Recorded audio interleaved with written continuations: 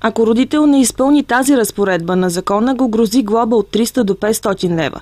И то ако става дума за първо нарушение. Остава текстът, който сега съществува в Закона за закрила на детето, че родителите са длъжни да не остават без надзор и грижа детето от 8 до 12 годишна възраст, ако с това се създава опасност за неговото физическо, психическо и нравствено развитие.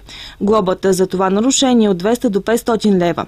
Ако детето не е навършило 14 години, то след 20 часа трябва да е навън с придружител. Съответно след 22 часа, ако детето е навършило 14 години, но не е навършило 18 години. Родител, настойник, попечител или друго лице, което полага грижи за дете, което не осигурява редовното присъствие на детето на учебни занятия за времето, през което го подлежи на задължително предучилищно или училищно образование, се наказва с глоба в размер от 200 до 1000 лева. Предучилищното образование е задължително за дете навършило 5 години. Училищното образование е задължително за навършилите 7 години и продължава до навършване на 16 години.